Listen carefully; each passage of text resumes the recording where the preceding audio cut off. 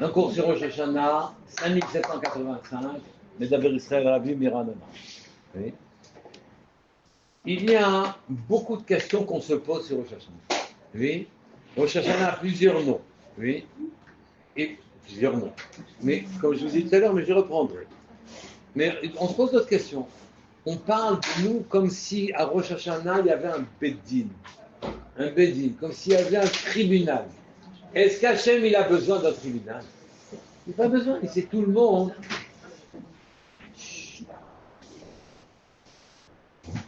Hachem sait pertinemment, oui, où on est chacun de nous. Oui. Et donc, il n'y a pas besoin de Beddin. Et on nous dit, il va y avoir un Beddin, il va y avoir une sentence, oui, un psagdin qui va être fait. Qui psagdin? Il a besoin, il n'est pas dans le temps. La sentence est écrite à Rosh Hashanah, elle est signée à Kippour, écrit, signé. Qu'est-ce qu'on a besoin d'un vocabulaire comme celui-là? Et les Chachamim disent, il n'y a pas de bêtises, il n'y a pas de truc à rien, c'est pas tout ça. Oui. Alors, pour quelle raison on parle sous cette forme-là? Réponse de manière à ce qu'on comprenne ce qui se passe à Rosh Hashanah. De la même manière que on comprend ce qu'il y a dans le tribunal, il y a des juges qui siègent, il y a des arguments qui sont échangés, il y a le plaideur, il peut parler, il peut donner ses arguments, il peut faire tchouva, il peut changer d'avis, ça peut influencer les juges, il peut y avoir des changements au milieu, etc. Akadosh qui sait tout, il nous parle de tribunal de manière à ce qu'on comprenne que quand on est jugé, ce qui se passe là-haut, oui, avec ce qu'on voit ici dans les jugements, on peut influencer ce qui se passe ici. D'accord? Et alors, rentrons directement dans le jugement de Rosh Hashanah. Les Chachamim viennent, je vous cite Rabbi Ishmael. Rabbi Ishmael vient et dit Adam nidon berosh Hashanah, v'gzar din shelo yichtam bero beyom HaKippur. L'homme est jugé à Rosh Hashanah et sa sentence est écrite à Rosh Hashanah et elle est signée, le papier est signé définitivement à Kippour. Oui. Vient là-dessus et Rab Grospedal, au nom de Rabbi Yochanan. Okay? Au nom de Rabbi Yochanan, il dit, je vais vous expliquer, en vérité, les tzadikim gmurim sont signés tout de suite pour la vie. Les Rechaim gmurim, à Rosh Hashanah tout de suite, je vous entends. Les Rechaim gmurim sont signés tout de suite pour la mort, et les Bénonim, c'est-à-dire nous tous, oui, sont écrits, leur sentence est écrite à Rosh Hashanah, et elle est signée Yom Kippur. Ou plus exactement, la sentence, c'est pas exactement ce qui est écrit. Ce qui est écrit, on attendait ça. Ce qui est écrit, c'est pas ça. C'est écrit que les Bénonim, les gens qui ont autant d'Averot que de mitzvot, oui, ces Bénonim, en vérité, leur din est talouille, leur sentence est suspendue. De Rosh Hashanah à Kippour, et bizarrement, elle est écrite à Kippour. Alors, elle est signée quand? Réponse, elle est signée à Hoshana Rabbah, ou bien, pour les plus retardataires, même, on dit des fois, jusqu'à Hanouka. D'accord? Et ici, on ne comprend pas cette assertion, cette remarque de Rav Kouspedal qui fait au nom de Rabbi Yochanan. C'est clair que la Torah vient, elle te dit, la Mishnah, elle vient, elle te dit, tout le monde est signé, est écrit, son tzadid et son din est écrit à Rosh Hashanah, les tzadikim gmurim, les rechaim gmurim, les beinonim, oui, et c'est signé à Kippour. Il faudrait savoir. L'autre question qui se pose et que tout le monde se pose, c'est je ne comprends pas. Il y a des tzadikim les gmurim qui sont écrits pour la vie, qui meurent dans l'année. Il y a des rechaim gmurim qui sont écrits pour la mort, oui, et qui vivent toute l'année et encore dans d'autres conditions, oui. Et donc on ne comprend pas. C'est quoi ces dynimes? Et on ne comprend pas non plus Pour quelle raison? D'un côté, j'ai Rabbi Ishmael qui dit tout le monde est écrit à Rosh Hashanah et signé à Kippour. Vient là-dessus Rabbi Chosbeda et Rabbi Hanan et qui dit non, non, les Rechaim et les Tzadikim Gmorim sont écrits tout de suite. Mais non, ils sont, excusez-moi, signés tout de suite. Mais non, c'est pas ça qui est écrit, oui. On ne comprend pas.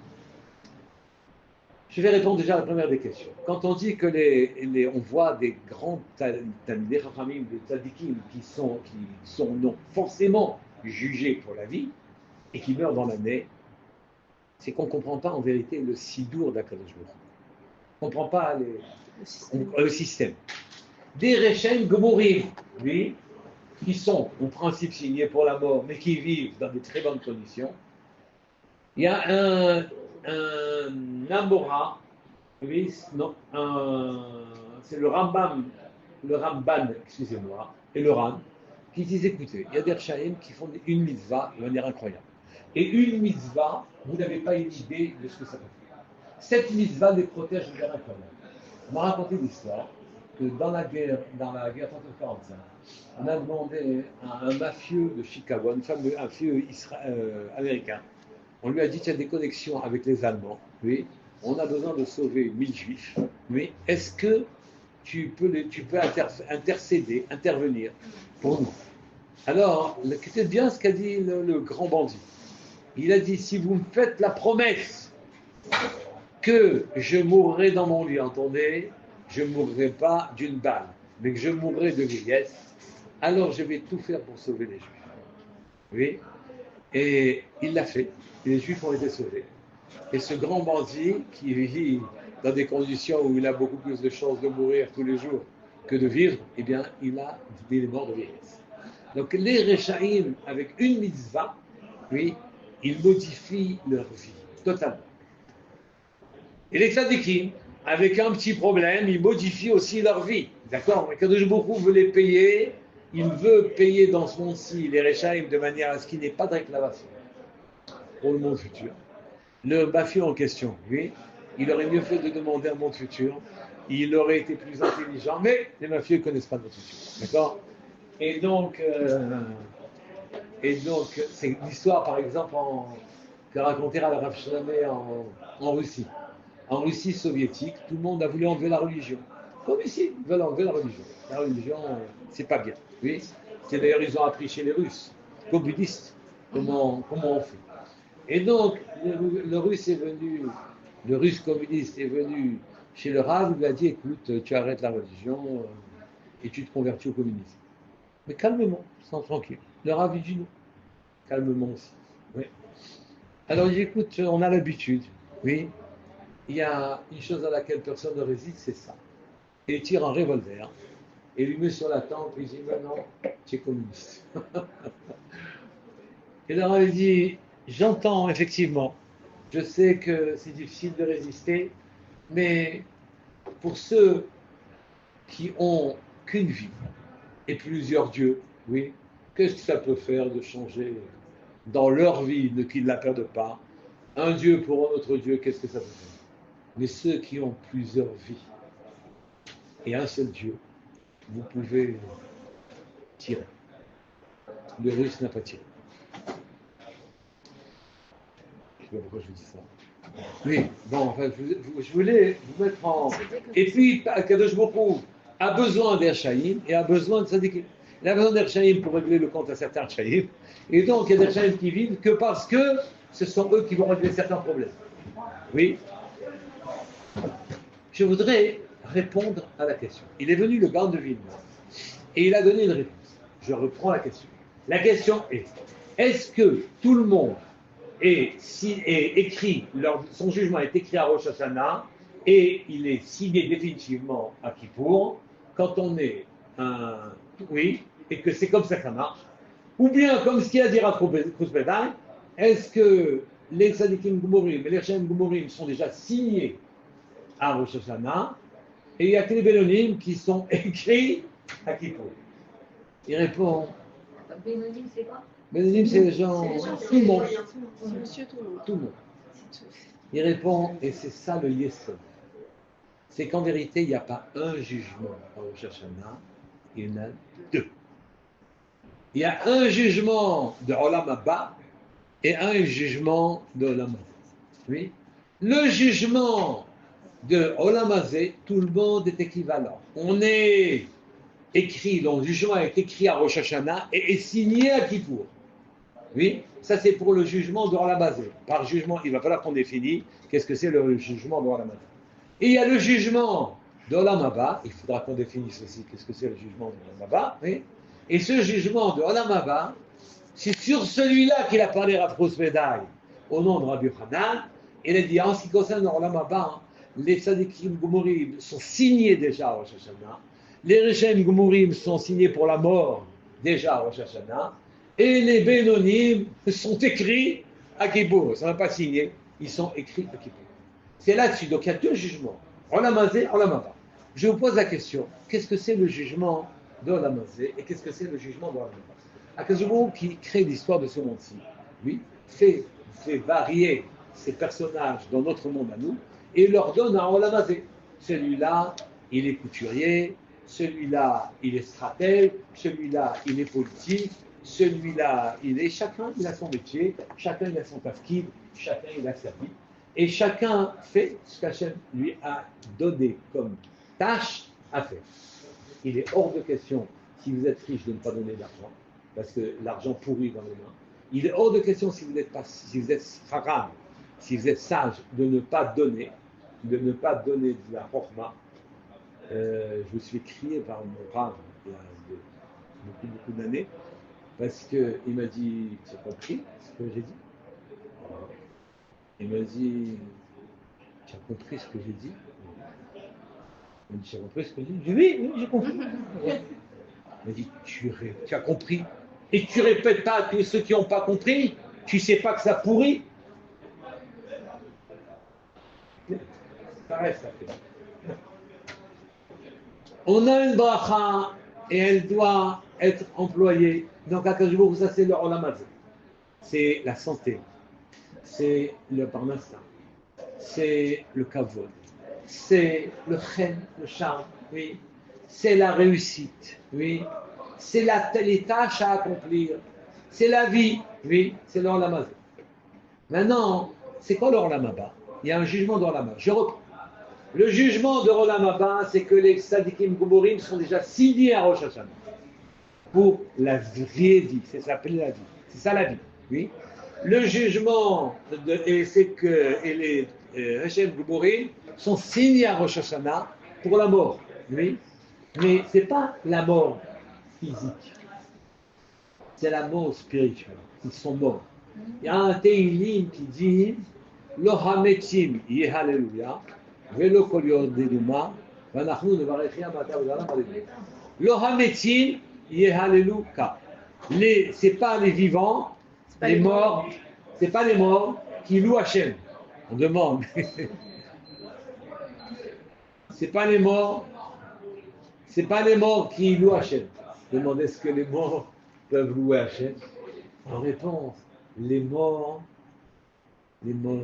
qui n'ont aucune spiritualité, qui n'ont pas la moindre sensibilité de la présence de Dieu, qui ne sentent strictement rien, qui ne se fondent que sur la manière de leurs actes, qui ne s'appuient que sur eux.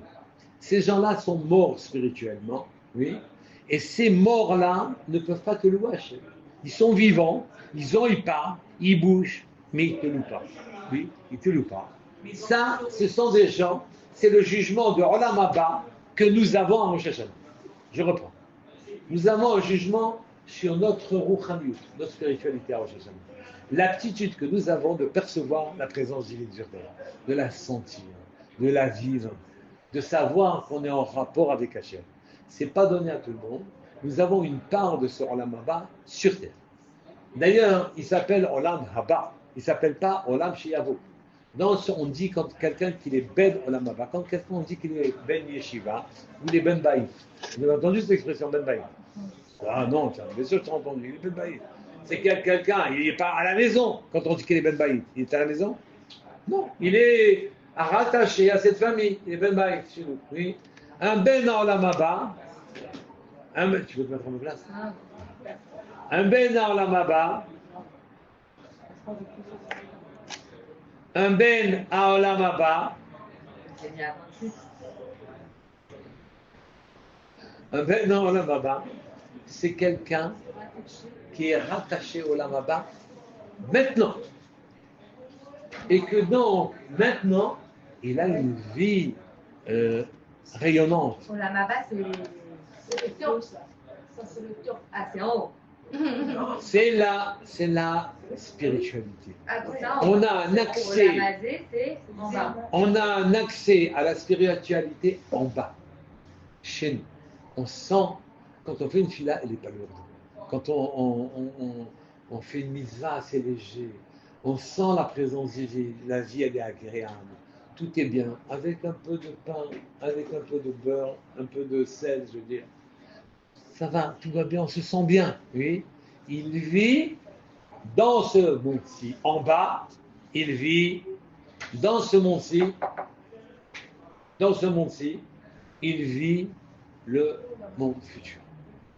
Ici, c'est marqué Olam Haba, c'est le monde qui vient. C'est pas Olam Sheyavo qui viendra et qu'on ne touche pas.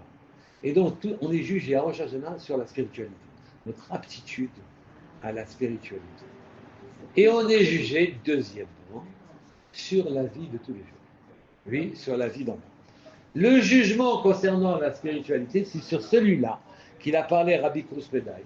Oui, et quand il a dit, et au nom de Rabbi Yochanan, quand il a dit, les tzadikim immédiatement sont signés à Rosh Hashanah sur le monde de la spiritualité. Les Rechaim Gomorim, ils sont un morceau de bois. Oui, ils vont peut-être vivre, hein, ça n'a rien à voir avec la vie physique. Hein. Ils vont peut-être vivre, mais c'est un morceau de bois sur terre, et ils sont signés pour être un morceau de bois des Rosh Hashanah. Et les Beinonim, ils sont écrits à Kippo. C'est pas qu'ils sont signés à Kippo, c'est écrit à Kippo parce qu'ils vivent tellement attachés. Ce monde-ci, il est tellement attachant qu'on a du mal à le laisser. Dans la paracha précédente, dans la paracha Kitavo, il y aura aussi le même problème.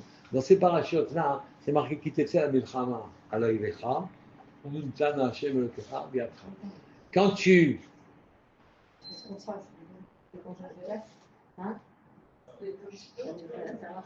On continue? Ouais. D'accord. C'est ouvrir la porte. Le fait de vivre une spiritualité développée dans ce monde-ci et d'avoir. C'est un cadeau que l'on a en Rosh Hashanah. Voilà, c'est un cadeau qu'on a. C'est-à-dire, c'est un jugement qui a été fait. Et il nous permettrait de vivre. Vous savez quoi, on va l'éteindre, comme ça vous allez rester, ça va pas discuter. Il va nous permettre en fait de vivre dans ce monde-là comme ce qu'on aspire dans le Olam Haba. On va vivre le Olam Haba maintenant. Maintenant. Grâce à Ouais, c'est un jugement. Nous sommes jugés. Nous sommes jugés sur le cadeau que nous aurons de ressentir les choses, de ressentir Hachem sur terre. C'est un cadeau particulier. Oui. On peut le ressentir comme le sentait Baba Salé. On peut le ressentir, pas le ressentir du tout. On a un bon français qui dit travail, tu regardes, pas de travail, tu ne rien. Et donc, ici, il y a deux jugements. Le jugement de Olam Haba et le jugement de Olam Hazé, vous le comprenez. Oui. Le jugement de Olam Hazé, c'est la vie, la santé, la parentale, des choses comme ça. Mais tout ça, les deux jugements sont parfaitement liés. Ne croyez pas qu'ils sont complètement distincts. Oui. C'est que Imen Kemach en Torah, Imen Torah en Kemach. Soit il y a de la Torah, alors il y aura de la richesse.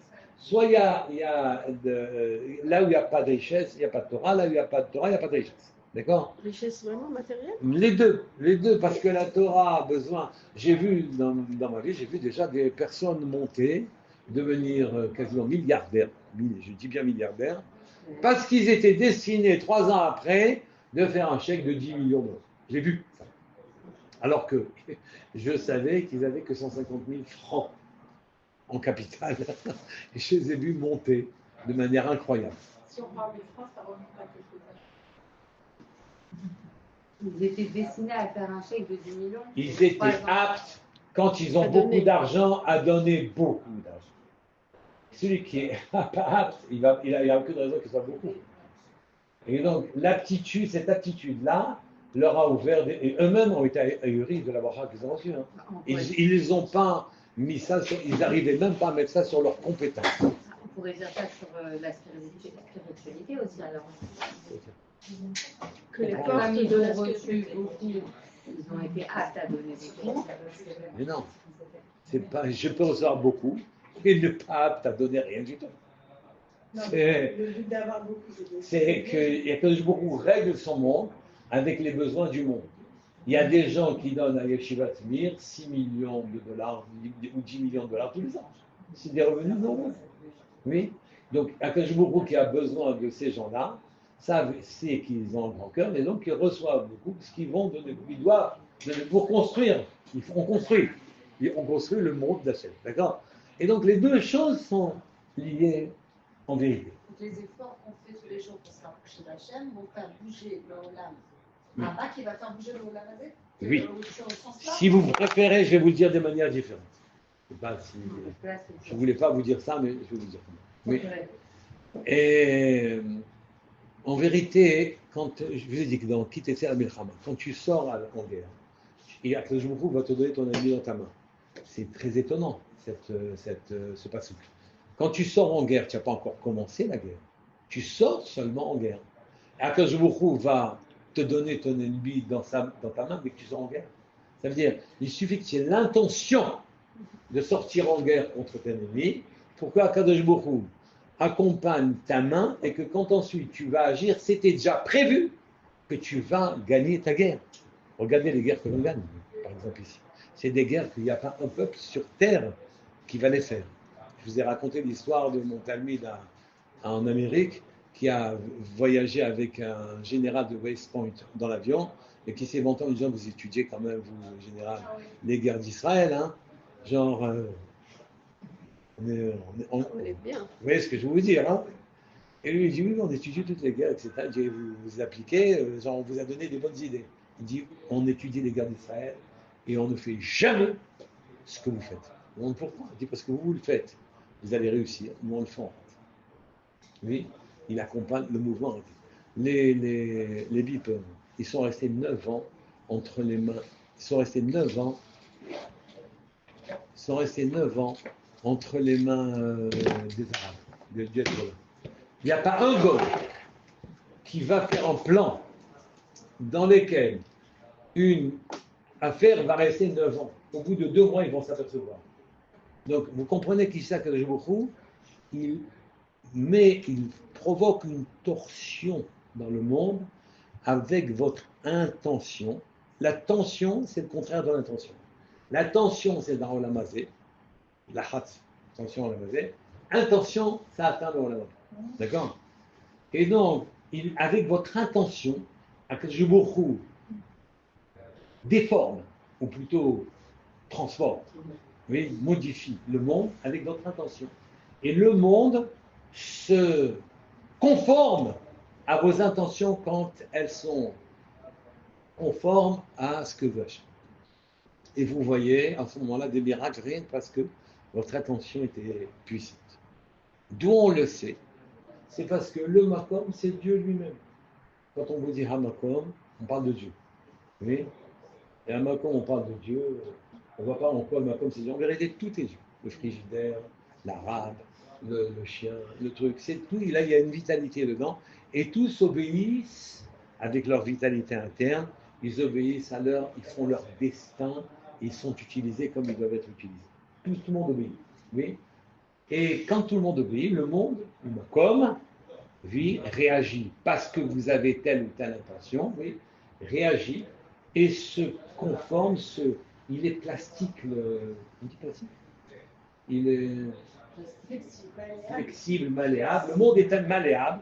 Les lignes du monde sont malléables et vous enveloppent de manière différente selon vos propres intentions. C'est pour ça que le Makom, c'est Dieu. Le Makom, c'est Dieu. Et quelqu'un m'a dit, oui, je me rappelle quelque chose, c'est que quand vous prenez les lettres du Yud Kevafé et que vous les rendez lisibles, la lettre elle n'est pas lisible, c'est un gribouillis la lettre, oui, mais quand vous dites que Yud c'est 10, 10 on comprend, que He c'est 5, 5 on comprend, que Vav c'est 6, 6 c'est 6 on comprend, etc. Si vous prenez Yud Kevafé et que vous multipliez par sa signification, le Yud, vous multipliez par 10. Le He, vous multipliez par 5. Le Vav, vous multipliez par 10. Le He, vous multipliez par 5. Alors à ce moment-là, vous avez 186 qui fait le mot Makom. Makom, c'est la Gematria de Makom. Et donc le monde a une forme plastique. Il est mouvant comme ça. Et vous formez le monde en fonction de vos intentions. Quand elles sont conformes à ce qu'Hachem souhaite. Reprenons des jugements. Nous-mêmes, on en a une partie. Reprenons le jugement. Oui, à Rosh Hashanah, on est jugé aussi bien sur le Olam Haba que sur le Olam Hazé. On est jugé sur les deux. Et naturellement, ce jugement est très important. Et vous allez me dire, vous auriez dû me poser une question. Mais qu'est-ce que c'est ce jugement sur le Olam Haba? Qu'est-ce que c'est le jugement sur la spiritualité? Vous auriez dû me dire, mais je ne comprends pas, c'est absurde. Ce que je suis spirituel, c'est ça que je suis. Mon degré de spiritualité, la vision que j'ai de la présence divine sur terre, c'est ça. Quel jugement il y a à avoir dessus? Soit j'ai été bien, soit j'ai pas été bien. Il n'y a pas de jugement. Je suis ce que mes mitzvot ont fait de moi. Oui? Et je vais répondre non. En vérité. Rosh Hashanah est un jour très particulier. Ça fait que, normalement, on aurait dû appeler cette fête-là Yom Troua, puisque la mitzvah que l'on a, c'est sonner du chauffard. On aurait dû appeler cette fête-là, on aurait dit l'appeler Yom Adin, on est jugé, d'accord? Puisque c'est ce qui se passe là-bas. Pourquoi on l'appelle Rosh Hashanah? Est-ce que Rosh Hashanah, Birchelal, c'est une signification? Ça ne veut rien dire du tout, Rosh Hashanah. C'est une date, c'est le 13 décembre. Oui, c'est quoi? C'est une date, c'est rien. Oui. Pourquoi tu appelles ce jour incroyable? Oui. Tu l'appelles Rosh Hashanah, la tête de l'année. En plus de ça, on ne comprend pas pour quelle raison un jugement, oui, ça se fait en début d'année. On a l'impression qu'on abîme l'année. Oui, on démarre mal avec un jugement. Oui. Et donc, on aurait mieux fait de faire le jugement le dernier jour du mois de lustre qu'on a fait Tchouva, on est allé au Slichot, on est allé au Shalaï, on est allé au Kotel, etc. On est resté minuit, 2 heures du matin, etc. Donc tout ça, c'est ça pourquoi un jugement le jour de Rosh Hashanah. Et ceci est la clé de Rosh Hashanah. C'est qu'en vérité, à Rosh Hashanah, nous ne sommes pas jugés sur les actes de l'année précédente. Nous sommes jugés sur notre aptitude, oui, à faire régner Hachem dans l'année à venir. C'est-à-dire, chaque année, nous avons l'impression que toutes les années se ressemblent. Hiver, printemps, été, automne, hiver, printemps, été, automne. Ah, on est tranquille, c'est confortable. Oui, on sait ce qui nous attend. La vie, elle est simple, oui. C'est faux. Shana, milachon shinouï. Akadosh Baruch Hu, il change son cycle. Oui, c'est marqué Hayom Harat Olam, Hayom Ya'amid Bamishpat. Hayom Harat Olam, aujourd'hui c'est la création du monde. Zichron Yom Bereshit. Quoi, on recrée le monde? Mais non, le monde a été créé il y a déjà 6000 ans. Oui. Répondant, le monde est recréé. Oui, chaque année, Akadosh Baruch Hu a décidé le type de dévoilement qu'il allait avoir cette année. Et en fonction du type de dévoilement, de son nom qu'il va y avoir cette année, il va y avoir des acteurs qui seront le canot de ce déploiement. D'accord? Et les acteurs, c'est nous. Les acteurs, c'est nous. Oui, mais en tout cas, auparavant, oui, je voulais vous dire que Rosh Hashanah, c'est pourquoi qu'est-ce qu'il y a sur Rosh Hashanah? C'est que Rosh Hashanah contient toute l'année. De la même manière que les 6 jours de la création dans la Torah contiennent tous les 6000 ans. De la même manière que les 7 premiers mots de la Torah contiennent tout ce qu'il y a dans le monde. Et le Gaon de Vilna disait, si tu savais lire ce 6e jour comme il fallait, tu saurais tout ce qui va se passer dans le 6e millénaire qui est le nôtre. Oui, tu saurais tout. Il n'y a aucun problème. Oui. Et donc, on voit qu'en vérité, tout est en résumé. Tout est en table-site, comment dire? Tout en concentré. Rosh Hashanah a mérité d'être le nom du premier jour de l'année, pas passer la date, mais c'est parce que Rosh Hashanah contient toute l'année. Il contient toute l'année. Et ça va se déployer dans les 365 jours qui suivent Rosh Hashanah.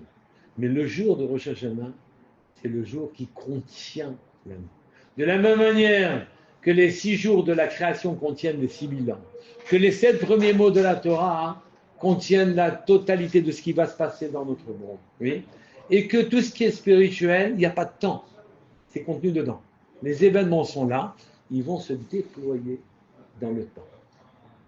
Alors vous êtes en train de dire, pardon, je crois, à Sfar Rosh Hashanah, on a l'intention de spirituellement être fort dans l'année qui vient, genre vouloir, voilà, cette attention, c'est ça qu'Hachem y juge.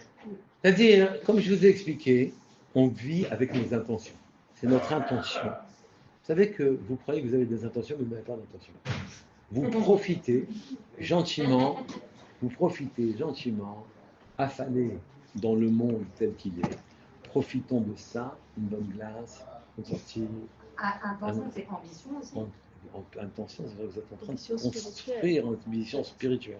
Vous êtes en train de vous construire, avoir une volonté de faire, de réussir un endroit pour Hachem. Et vous, avec cette attention, vous transformez les lignes de fonctionnement du monde. Oui. Et donc, avec cet instrument, le jour où attache beaucoup des signes de son dévoilement dans l'année à venir. Oui. De la même manière que les 6 jours de la création contiennent les 6000 ans, de la même manière, l'année, le premier jour de l'année contient toute l'année. Et donc, quand on dit Rosh Hashanah, ce n'est pas une date. C'est qu'en vérité, c'est vraiment la tête de l'année.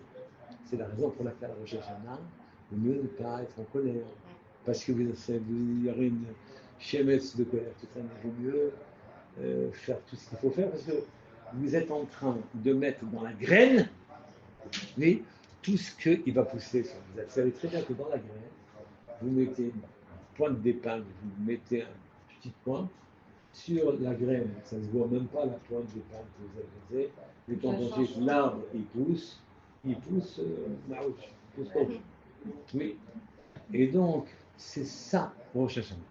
Et donc, dans ce jour-là, qui contient tous les événements qui vont se déployer dans le courant de l'année, oui, si ce jour-là, vous décidez de servir Hachem, alors à ce moment-là, vous êtes parmi les agents qui vont amener la royauté dans le monde à venir.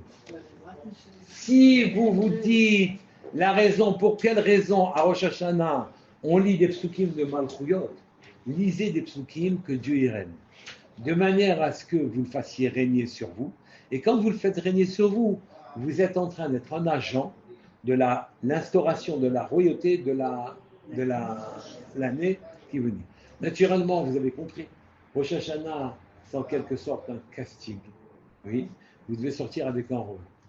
Le rôle principal, oui, un rôle secondaire, oui, un rôle minus, petit, oui, ou bien un rôle de figurant, oui, qui reste même sur le monde de touche. Ou bien le concierge qui ouvre la clé, mais il faut avoir un rôle, il faut sortir avec un rôle. Vous savez qu'il y en a qui gagnent leur vie, rien qu'avec le sourire qu'ils font quand le radis descend. Là, le matin, ça m'est arrivé, dans les temps du Covid, on avait là-dessus, à l'époque, à 7h du matin, et à 7h moins quelque chose, un bon Israélien, très, très, très loin de toute spiritualité, se baladait, lui aussi, à 7h moins quart, pas pour la fila, mais avec 2 gros chiens. 2 gros chiens, tous les matins. Alors, il me regardait pendant 1 an, pratiquement, il me regardait en chien de faïence, quoi. Et les chiens aussi, ils n'étaient pas contents. Et puis, petit à petit, oui, ils se sont apprivoisés. Au bout d'1 an, on s'est dit bonjour. Et puis, au bout de 2 ans, le monsieur est venu me voir en me disant « Vous avez vu ici Noir a été tué ?» Il m'a parlé. Il m'a parlé, oui. Et un jour, il n'était pas là le matin. Il m'a manqué. Il m'a manqué. Le lendemain, il m'a dit « j'ai pas tout. » Ça, c'est aussi un rôle. Parce que tout participe à l'harmonie de la Terre. Et c'est ça le jugement de Rosh Hashanah. On est tout à fait. Oui, ok. J'ai vu qu'il y avait une Tmouna à montrer à la chef. Un projet. Mais comment je l'annonce clairement? Déjà, voilà, j'ai envie. Il ne comprend pas français?